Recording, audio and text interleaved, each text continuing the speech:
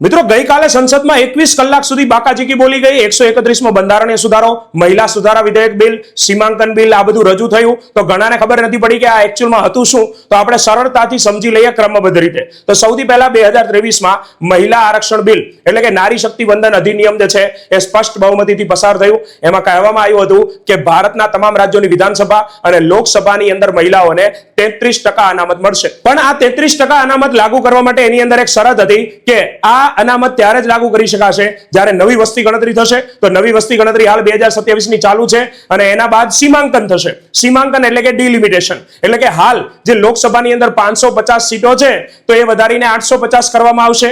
અને કઈ રીતે થશે તો વસ્તી ગણતરીના આધારે એક સીમાંકન પંચની રચના થશે અને પંચ નક્કી કરશે કે કેટલા મત વિસ્તાર ઉપર કયા એમપી ક્યાં રાખવા અને એના આધાર ઉપર ચૂંટણી થશે। પણ હાલની સરકારનું એવું કહેવું છે કે જો આ બધાની રાહ જોવામાં આવે 2027 નો વસ્તી ગણતરી ડેટા પછી સીમાંકન પંચની રચના તો 2029 ની લોકસભાની ચૂંટણી જતી રહે। એટલે જે લોકસભાની સંખ્યા વધારવાની છે એ પણ ના થાય, મહિલાઓને આરક્ષણ પણ ના મળે। તો આપણે એક વિશેષ સત્ર બોલાવીએ અને 2027 ની જગ્યાએ 2011 ની વસ્તી ગણતરીના આધારે સીમાંકન કરાવી લઈએ, સીટો વધારી લઈએ અને મહિલાઓને આરક્ષણ આપી દઈએ। પણ આમાં સૌથી મોટો વાંધો હતો સાઉથના સ્ટેટને। આ વિશેષ સત્રની અંદર દક્ષિણના રાજ્યોનું એવું કહેવું છે કે આપણે છેલ્લા 50 વર્ષોમાં 2 વખત બંધારણમાં સુધારો કરીને 1971 ની વસ્તીના આધારે જ જે આ સીટ રાખી છે એનું કારણ હતું કે રાજ્યો છે પોતાની વસ્તી ન વધારે અને વસ્તી વધારાના આધારે એમની લોકસભાની સીટો ન વધે તો એના દ્વારા તેઓ વસ્તી ન વધારવા માટે પ્રેરાય।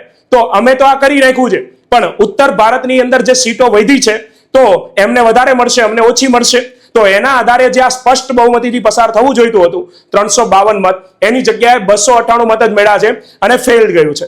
તો એના બાદ જે સીમાંકન બિલ લાવવામાં આવ્યું હતું એ આ વિધેયક પસાર થાત 131મો બંધારણીય સુધારો તો જ લાગુ થાત અને યુટી કાયદો બિલ જે છે કેન્દ્ર શાસિત પ્રદેશનું જેમાં 35 સીટો ઉપર આ 33% મહિલા અનામત અને ફરીથી એને રીએલોકેશન કરવાનું હતું એ પણ પાછું ખેંચી લેવામાં આવ્યું। તો દક્ષિણના રાજ્યોને જે અવિશ્વાસ હતો એ દૂર કરવા માટે ગૃહમંત્રીએ એવું પણ કહ્યું હતું કે મને કલાક આપો, હું ઓફિશિયલ એમેન્ડમેન્ટ કરી આપું કે તમામ રાજ્યોની 50% સીટો વધશે।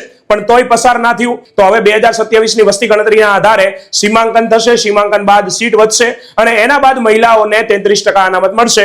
એટલે 2029 ની લોકસભાની ચૂંટણીમાં આ પોસિબલ લાગતું નથી। સીટમાં વધારો અને મહિલા અનામત 2034 ની લોકસભાની ચૂંટણીમાં થશે એવું દેખાય છે। તો આ મહત્વપૂર્ણ માહિતીને સેવ કરી લેજો, તમારા મિત્રોને શેર કરો। અને હા, તો તમે સીસીઈ ની તૈયારી કરતા હોય તો એના 4 જે વિષયો છે મેથ્સ, રીઝનિંગ, ગુજરાતી, ઇંગ્લિશ એ તમારું મેરિટ બનાવવાના છે અને એની ધુઆધાર તૈયારી કરવા માટે સીસીઈ શોર્ટ રિવિઝન બેચ આવી ગઈ છે જેનો આજે 499 રૂપિયામાં છેલ્લો દિવસ છે। એની અંદર આજે જ જ્ઞાન લાઈવ સાથે જોડાઓ અને તમારું મેરિટ બુસ્ટ કરો। જય હિન્દ, જય ભારત।